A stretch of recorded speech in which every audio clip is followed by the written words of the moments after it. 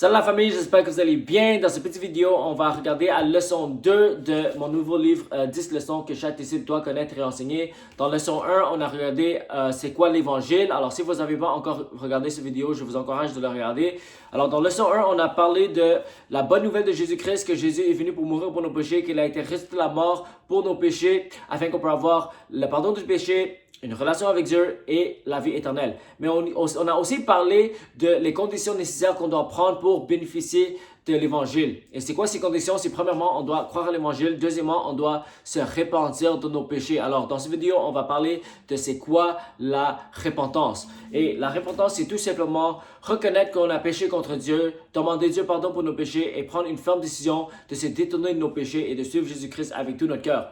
Le message de la repentance, c'est le message qui a été là depuis le début, depuis Jean le Baptiste, quand il a dit « Répentez-vous et portez du fruit digne de la repentance ». Après Jean le Baptiste, Jésus a commencé son ministère, il a dit « Répentez-vous et croyez l'évangile ». Après Jésus, l'apôtre Pierre a prêché l'évangile, il a dit « Répentez-vous et soyez baptisés pour la rémission de vos péchés et vous recevez le don du Saint-Esprit ».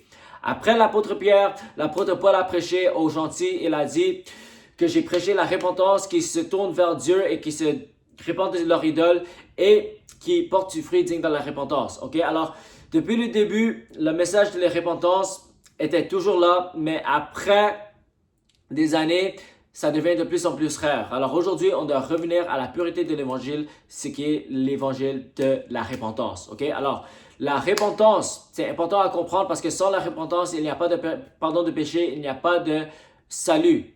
Ok? Alors, on doit se repentir de nos péchés et on doit savoir communiquer le message de la repentance.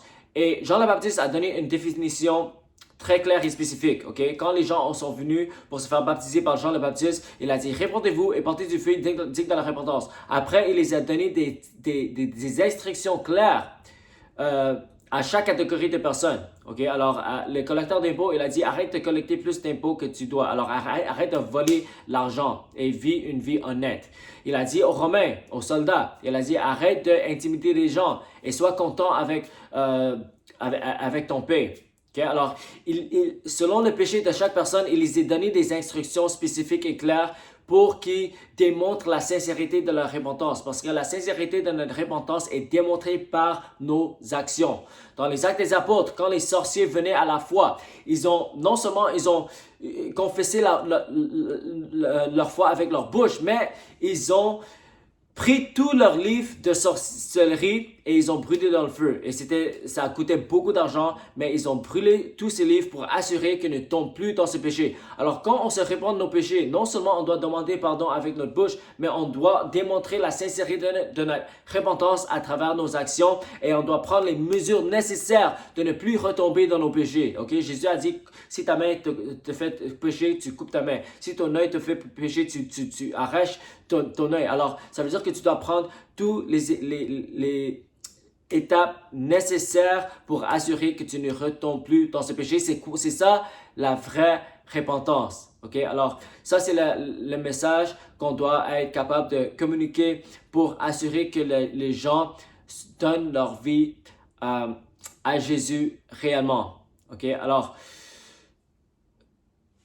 voilà, si vous voulez plus de détails sur la repentance, le livre est disponible dans la description, c'est sur Amazon. Vous pouvez juste écrire mon nom, Andrew Cho, et vous pouvez trouver le livre. Alors que Dieu vous bénisse et on se voit dans le prochain leçon.